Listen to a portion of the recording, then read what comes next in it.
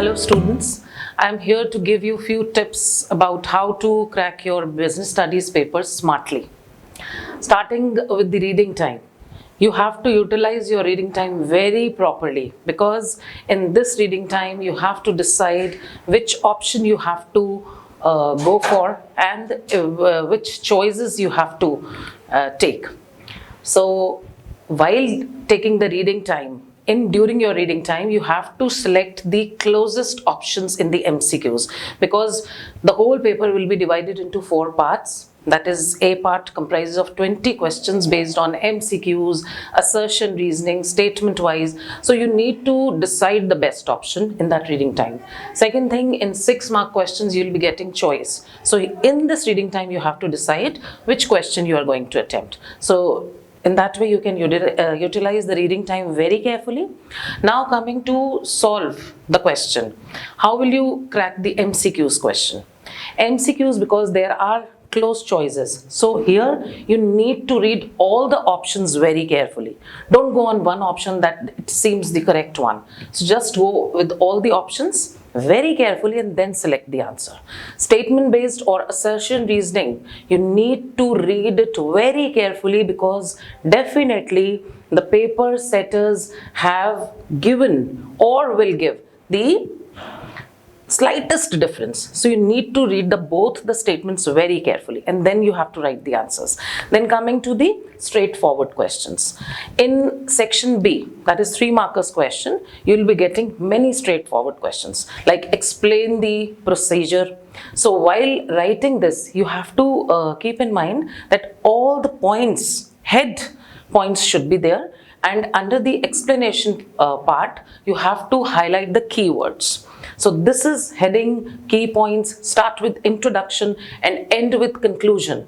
This is for straightforward questions. Then coming to the procedure. Do not jumble up these steps. If you are writing all the steps, but if you have changed the sequential order, you'll be losing marks. Then differentiation questions, you have to write the basis of difference, and then in tabular form you have to write the differences amongst the given topics.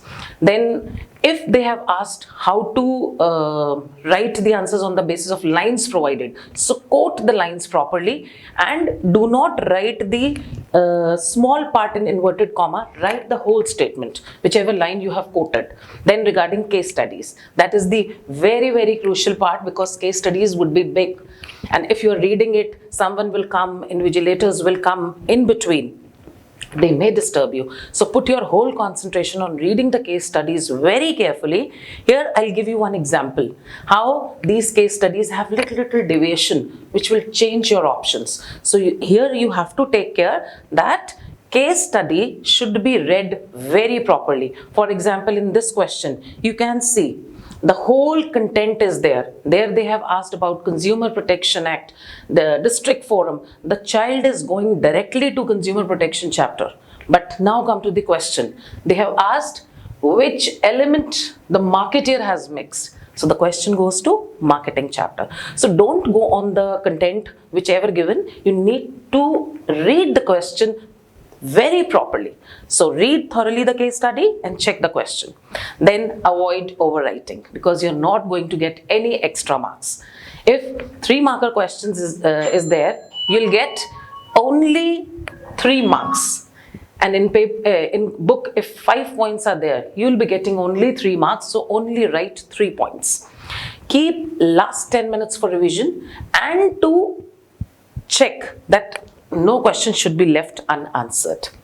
Here I am showing the example of one question which was in I think 2018 or 19 sample paper, and it creates a lot of ambiguity because the content was based on staffing chapter, and in the end when they were asking so many questions and many students, they opted delegation, they opted staffing, they opted go for, because campus recruitment was the one word which was giving a clue that the question is from staffing chapter.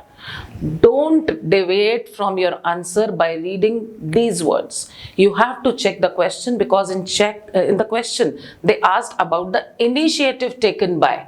So initiative taken is the part of decentralization. So these are little examples. Now I'm showing you the copy of 100 mark scorer. See the way they have written these straightforward questions, like giving the heading point and marking the key point. This is the strategy to crack your paper very smartly. In that way, you can cover the whole paper, but do not avoid that last 10 minutes you have to utilize for rechecking that you have completed the whole paper. So this is all from my side. I hope these strategies will help you. Thank you and all the best.